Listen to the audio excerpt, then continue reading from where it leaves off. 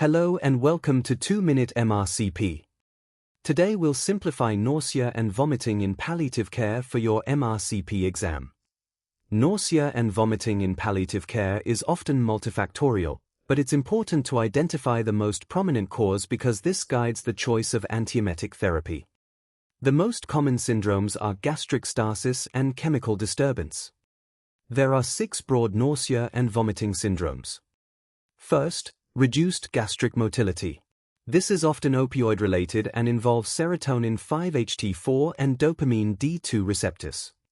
Second, chemically mediated nausea, which may be caused by hypercalcemia, opioids, or chemotherapy. Third, visceral or serosal nausea, commonly due to constipation or oral candidiasis.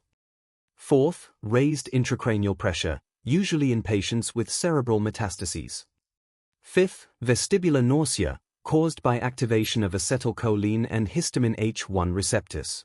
In palliative care, it is most commonly opioid-related, but it may also be motion-related or caused by base of skull tumors.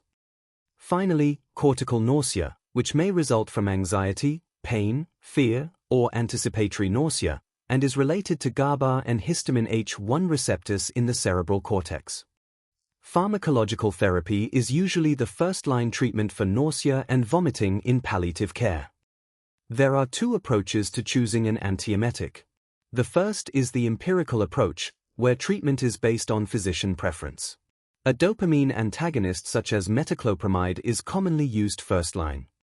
The second is the mechanistic approach, where the anti-emetic is matched to the likely underlying cause. For reduced gastric motility, use prokinetic agents because the nausea results from gastric dysmotility and stasis. According to BMJ best practice, metoclopramide and domperidone are first line. However, NICE advises avoiding metoclopramide when increased gut motility may be harmful, especially in complete bowel obstruction, gastrointestinal perforation, or immediately after gastric surgery. For chemically mediated nausea, correct the underlying chemical disturbance whenever possible. If the cause is opioid-related or another chemical trigger, important treatment options include ondansetron, haloperidol, and levomepromazine. For visceral or serosal causes, cyclizine and levomepromazine are first-line, while hyoscine, an anticholinergic, can also be useful. For raised intracranial pressure, cyclizine is the recommended first-line antiemetic. Dexamethasone may also be used, and radiotherapy should be considered if raised intracranial pressure is caused by cranial tumors. For vestibular nausea, BMJ best practice recommends cyclizine first-line. Refractory cases may be treated with metoclopramide or prochlorperazine, and according to UpToDate, olanzapine or risperidone can be considered in resistant cases. For cortical or anticipatory nausea, a short-acting benzodiazepine such as lorazepam is useful. If benzodiazepines are not suitable, BMJ best practice recommends cyclizine, while ondansetron and metoclopramide can also be tried. Finally, remember the route of administration.